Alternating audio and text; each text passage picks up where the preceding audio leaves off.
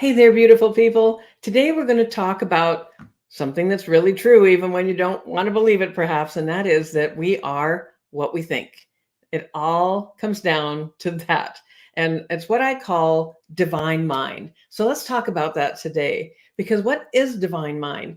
The way I interpret it is it's your spiritual core, your source, your energy, your essence, the very essence of who you are. It's the wellspring of creativity and inspiration. It's the visionary you, the one that has that expansive thinking and goes beyond regular life sometimes. And that we experience, just the physical aspect of how we can experience is that expansion of heart.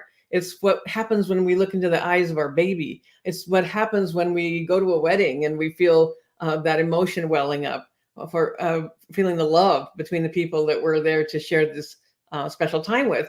It's how we get goosebumps when we hear inspirational music or beautiful music that moves us. And it's the part of you that chooses faith over fear and doubt. And we can control that. We can be in charge of that. And that's what the good news is that I want to share with you right now, because this starts by making a decision. The decision comes first because you're the master programmer of your brain. And once you make the decision that you're going to do that, that you absolutely have the power to do that, that's a choice that now you're making to be able to do this on a regular basis. And so you allow yourself to feel the energy of whatever it is you're thinking about. And we're going to choose our thoughts, right? We're going to be a brain boss, because the energized thought is what tells your brain, this is important. This is important. What I'm thinking about right now is important. And it gets embedded into your neural pathways. Your brain recognizes the emotion behind the thought. And so that's why it's important to really put energy into the vision that you have for yourself and for your life and what it is that you desire to create.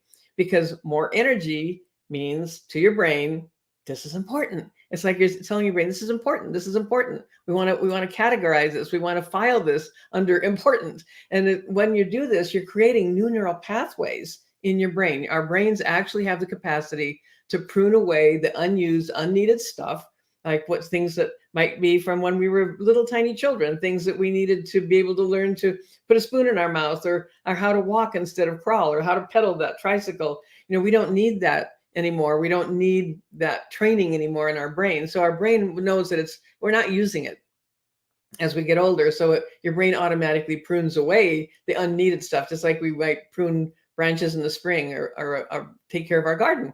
And so the old programs can disappear. This is good news, okay? Because the same thing can happen with negative patterns, our negative patterns of thought, because we all have them. I call them habits of thought because, it's the standby, the thing we go back to, especially when it comes to negative things or self-deprecating, self-limiting. It's easy for us to go back and go to those because our brains already categorize that as important, because unfortunately we've thought it so many times. However, when you start making the change, when you start consciously deciding that you're going to think differently on certain aspects of your life that you are aware of, you become aware of when you're having these negative thoughts or those self-limiting thoughts, the ones that drag you down instead of propelling you forward, you can start to create changes in as little as 21 days. It's how our brains work. That it's amazingly powerful. But the thing is, when you start doing this, you may feel a difference immediately. You may feel it like today if you start doing this. And you know me, I want to give you tips that you can implement and use immediately, right? Because I want you to be able to create your best life, the one that you are divinely designed to have, that you are actually designed to be able to do this. This is how we are built. And so the conscious mind, the conscious part of our mind can rethink, reboot, recalibrate, reprogram, rewrite our old stories. And so you can build new neural pathways in your brain. And it can start by as simple as, I believe in myself.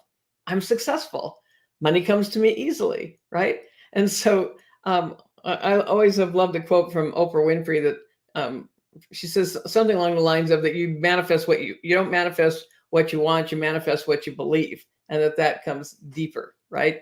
And so we have the ability to direct the plasticity process in our favor. It's happening all the time, right? No matter what. So you might as well look at how you can channel that, how you can control that, how you can direct that, because your brain grows. Literally, our brains change and grow, and we have that neuroplasticity all the way through our life. We're never too old to start changing how we think and how our brains work. And so our brain grows and changes based on feedback. So what does that mean? What is that? What is that feedback? It's really simple, because it's what you tell it changes it. And I think that's where the term mind over matter came from. It's the mind is you, that creative essence, that spiritual essence of you, over matter, which is just all the stuff, right? The things of our life. So in the process of doing this, your brain's going to rewire new programs and new pictures of who you are and feed it back to you. It's like a feedback loop. It's a neural activity feedback loop. You're just creating a loop for yourself. And that's what we want, because it's repetition is how we learn, and it's how we train our brain to think differently as well. So you talk to your brain, having that conversation, your brain changes based on what you tell it, and your brain responds by updating and letting you know how it's going. How does it update you? Well, how's it going, right? How's life going these days? And so is it working for you or not? Is it taking you towards something that you desire, or away from something that you actually desire to have in your life? This is the feedback that you're going to be getting. So you think and feel it, which leads us to, you heard this term before, self-fulfilling prophecy. We really can create our destiny. Our future unfurls before us. So every single thing you think, you feel, you say is imprinting itself on your brain. Everything. And I used to say you can't afford the luxury of a negative thought, and then I found out there was actually a book called that. So I was on the right track. But it's really true. Have you ever experienced you kind of luxuriate in your suffering, or you kind of go back to replaying something that wasn't even a great story for you? You keep on revisiting it. It's like you keep on validating this whatever this negative thing is, this negative thought or belief or story that you're telling yourself, that ultimately is holding you back or limiting you or putting toxins into your life in some way. Your brain is rewired during these processes of thought, which then affects everything that you think, that you feel, that you do, that you say, and you continue to imprint all of these thoughts on your brain. So for example, have you ever had a bad day? Have you ever awakened in the morning and said, oh, it's going to be a bad day. Oh, it's going to be tough today. Or tomorrow's really going to be a hard day. Have you ever said that? I know I have. Maybe you have too. So that's imprinting on your brain. So did you have a bad day? Okay. After you were saying that, did that prove to be true? And so did you start by announcing to yourself before your feet even hit the floor in the morning, this is going to be a bad day, right? So which came first? That chicken and the egg thing? Was it really just already set up? It's destiny, you're having a bad day? Or did you pay attention to the wrong programming? Because you get back what you put in. Bad stuff in, bad stuff out. Negative stuff in, negative stuff out. Garbage in, garbage out, right? If you don't want it, don't say it. Don't think it, and sometimes we feel like we don't really have control over that, because we think, something like 80,000 thoughts a day, they're just flying around in there. But I'm talking about when you notice it, because you are going to notice. You're going to notice. And I bet right now, while you're listening to this, as I give you these examples, I challenge you that even though I don't like to take people into a negative space, but just for a minute, I bet something came right to the top.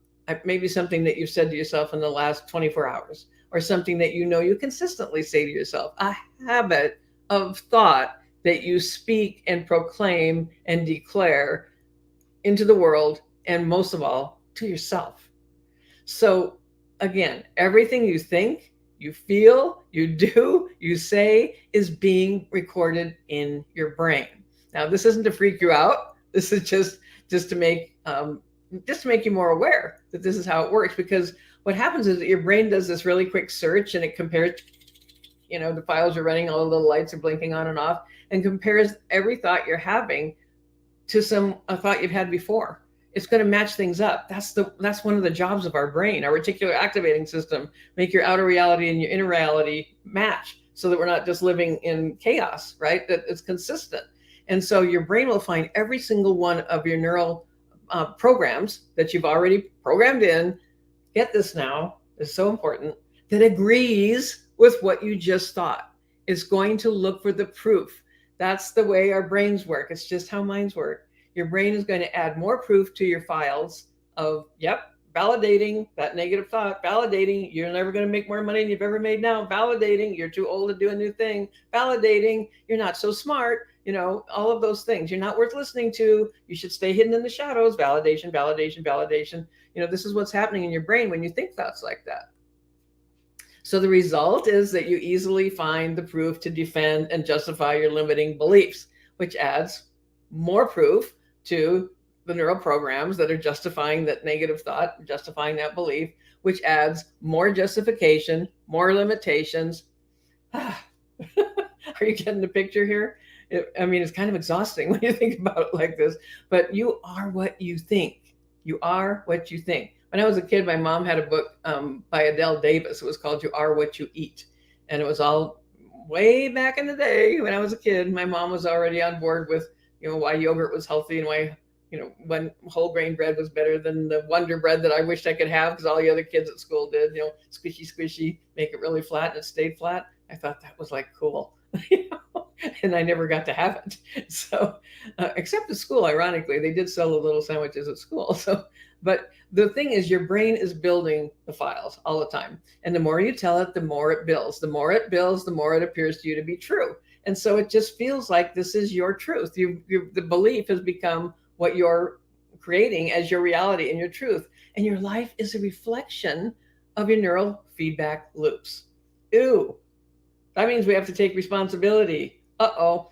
But you know what, really, it's not your fault. You just didn't know perhaps how much power you actually have to create the life you want. I didn't know for a really long time. And any of us can still wander off track, fall off the side of the road, so to speak, of, oh yeah, I forgot for a minute or two or 27 or a year or whatever it may be, that we forget. That's what I call that spiritual amnesia part of us, right?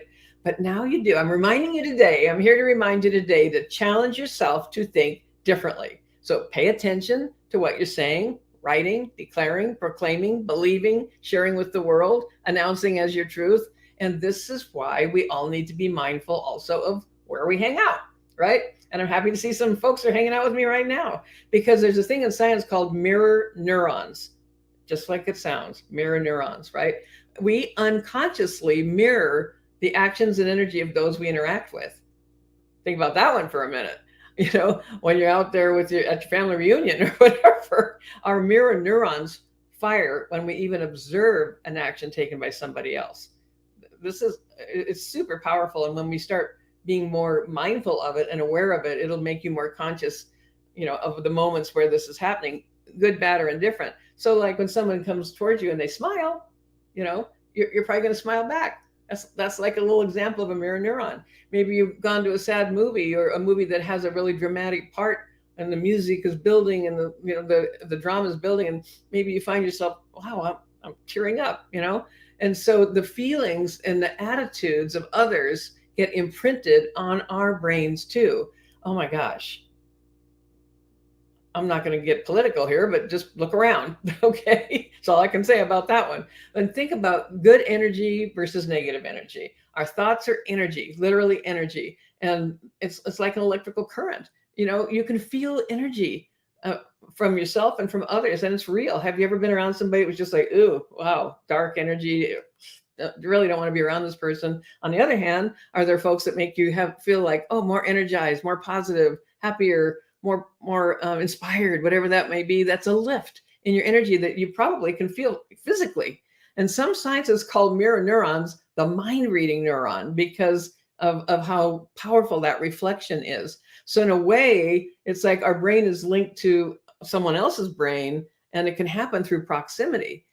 And you see this all the time. How about mass mentality? There was a thing that happened just recently where some dude on social media was going to give away a video game, and there were thousands of people in downtown in Manhattan and New York City. It turned into like a brawl, like a riotous situation. All those brains in proximity believing and desiring the same thing, and that's what happened. So it can go either way, the positive or the negative, the good or the bad outcomes.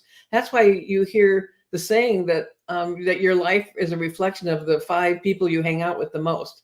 So, and that could be money, it could be how they think, it could be levels of success. This is why we have masterminds. This is why we choose to have mentors and coaches, and hanging out with like-minded people, because your brain will unconsciously duplicate the neural activity of people that you're around. And so even if you're not aware of it, remember, did your folks ever say not hang out with somebody because they're a bad influence? There is some truth to that, though some of our parents had very skewed views of how they interpreted that. But it's really like our brain is like a supercomputer. So who's doing it? Who's typing in the messages? What's the future you choose to input into your system today? That's why our words have such impact. And some of us write for a living, some of us write for other folks, but we, one way or another, we're all using words. That's how we communicate. And we create all of this through our messaging, especially in marketing. So let's review one more time, because repetition is how we create our new neural pathways. You are everything you think. Okay. What you think, feel, and say becomes true. True for you, true in your life. And you can be the person. You can be the person. Let's emphasize that. You can be the person. You can become the person who can do the things that create the desired outcomes in your life. Be, do, have. You have to be that person first, internalize that, and then start doing the things that that person would do to have the result that you desire. This is also how we think, and that you're truly limitless, really divine, and capable beyond the limitations that you may be currently believing about yourself. And, I call this the sacred science of manifesting. When we talk about manifesting, some people are afraid of the word meditation, but really it's just a prayerful contemplation, a connection with that divine source, what I call the ancestral intelligence that we all have, that's built into us, because you can literally create the outcomes and the life you want. I've been talking a lot this past week by rewiring your brain for success. That's how it works. And it sounds so simple, because actually it is. It's just that we often resist and find reasons to cling to our previous way of thinking because it's familiar. And I see I have some folks here with me, and did you miss me? I do miss you, Elaine. And here I am. And Elaine's an amazing writer as well. And hi, Elizabeth. Elizabeth says this is inspirational and true. So I just wanted today, in my 30-day process that I have declared for myself, to bring a little light and inspiration into your life in a different way today. I hope that I'm going to challenge you. Just, if there's one thing that rises to the top that you find yourself thinking on a regular basis, one old toxic story that keeps reemerging, that you decide you need to rehash and restate, and it's like we take it out and look at it, right? Yeah, that was really bad. Let me look at it some more. Wow, yeah, that was awful. I didn't, why do we do that to ourselves? I don't have all the answers by any means. And some of my examples come from my own experience in life, right? Of things that I've done, things that I can still find myself wandering into sometimes. Maybe you do too. And so it's a journey. It's definitely a journey, and one that we are continually challenged in. But I think when we set that foundation of what really sticks, and we start experimenting with that, and we start to feel the difference and see the difference in outcomes for ourselves, that we tend to want to do it more, right? Instead of the other stuff. So hope this was helpful. Thank you for being here today. And if you have any questions or comments, happy to answer them. I have various ways I work with people in my programs and my one-on-one coaching and consulting. So there's lots of different ways that I'm here to assist. I'm also happy just to answer questions. I'd love to hear your comments. Love it if you comment here and just share your thoughts. And if you got one nugget out of this today, what was it? And what are you going to do today to start being the brain boss that creates exactly what you want, because you are what you think? This is Tina Lorenz. Thanks for being here with me today. I'm going to see you again tomorrow. And there's Eunice saying, keep moving forward. Absolutely. See you all tomorrow. Thanks again for being here. Have a great rest of your day, and I'll talk to you again soon.